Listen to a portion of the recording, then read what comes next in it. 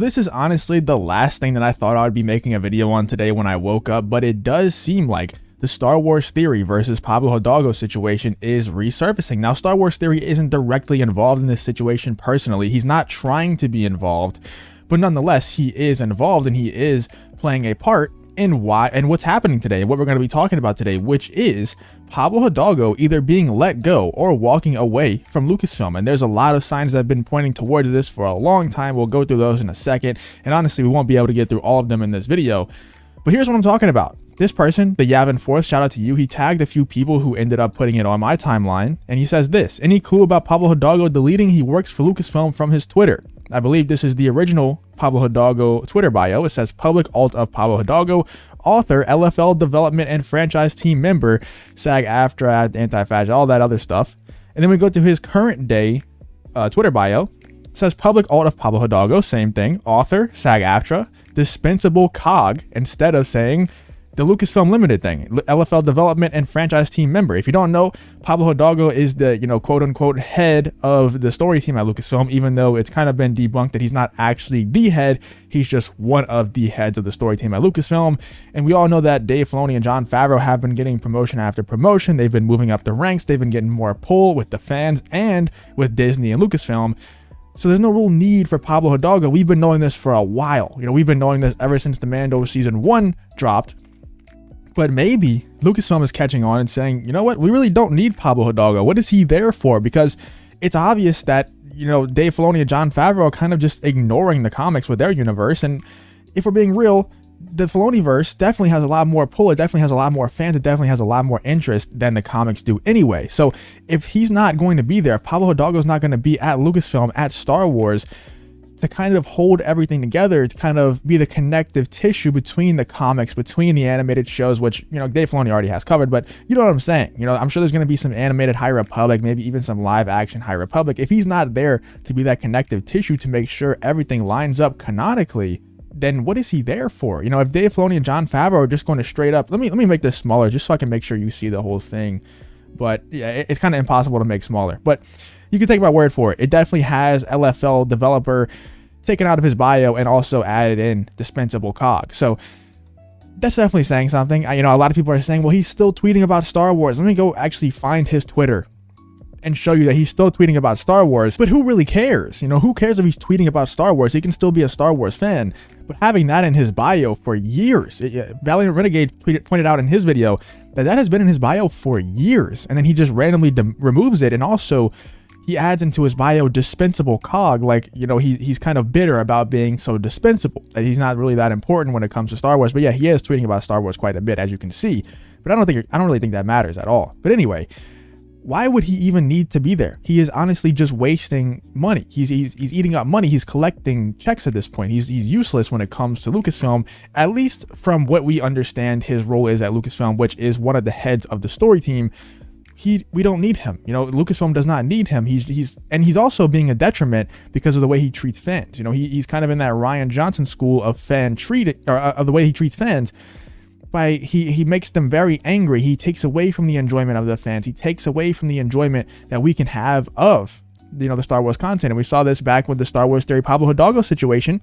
Like I said, indirectly, Star Wars Theory definitely has a part to play in the firing or the leaving of Pablo Hidalgo. However they're going to frame it, I'm sure that he seems bitter about it because he added dispensable cog to his Twitter bio. So I'm sure it was a firing, but I'm sure they'll come out and say that it was a mutual parting of ways and stuff like that.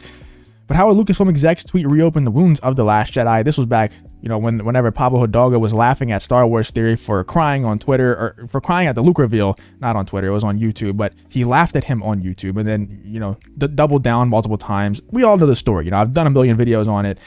Star Wars Theory exposed Pablo Hidalgo for saying emotions are not for sharing. Pablo Hidalgo then doubled down by putting, I believe it was a screenshot of this right here, as his Twitter header. But, it's ridiculous. It was really childish. Exactly how Rian Johnson was treating the fans.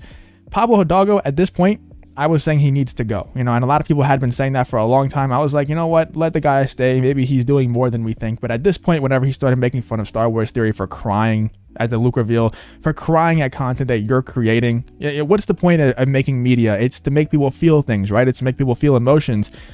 Star Wars Theory was just feeling emotions at something that you have created, unless Unless he's doing absolutely nothing and he's not actually creating this content. He's not actually doing anything for the story of Star Wars, and he's just bitter because he's not. Maybe he's jealous because Dave Filoni and Jon Favreau get to make stuff that get these types of reactions that Star Wars Theory is giving, and Pablo Hidalgo's not able to do that because he did it.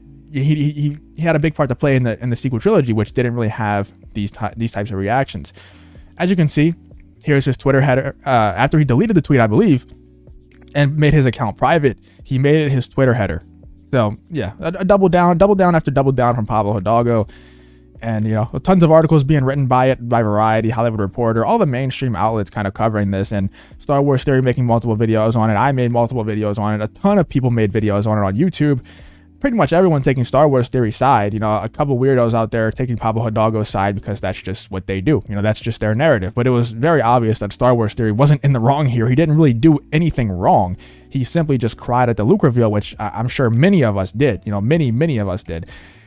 And Pablo Hidalgo somehow said that you're not supposed to cry at the Luke reveal. I don't know, whatever. Pablo Hidalgo is an idiot. I don't know if he should have been fired because of this, but I just think that if he's showing behavior like this, you know, many times, and then he's also not really contributing much to the story team. He's not really contributing much to Star Wars, especially now that Dave Filoni and Jon Favreau are rising up the ranks.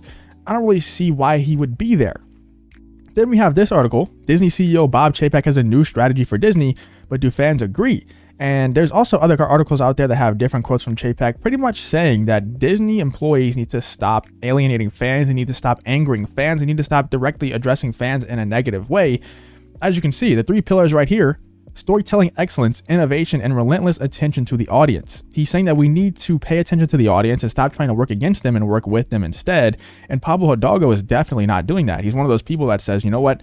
We're going to do this my way. If you don't like it, then you're probably an istaphobe. You're probably just an idiot who's not really a Star Wars fan anyway. And honestly, even if you enjoy my content or the content that my company's creating, you're also probably an idiot, and emotions aren't for sharing and stuff like that. So Bob Chapek coming out and saying this stuff is actually a pretty big deal. I'm glad he's saying it. I hope it's not all just talk and he actually does implement it. If Pablo Hidalgo is truly gone, then maybe he is implementing it. And also, there was news that came out recently, and I don't have the article pulled up, but you can look it up for yourself. It's very easy to find, that they forced J.J. Abrams to do certain things in his Star Wars movies. And that was Pablo Hidalgo that came out and blew the whistle on that. That was Pablo Hidalgo that came out and said that they actually forced J.J. Abrams to do certain things with his sequel trilogy movies. That is some NDA type stuff. And that's something that Valiant Renegade also said in his video.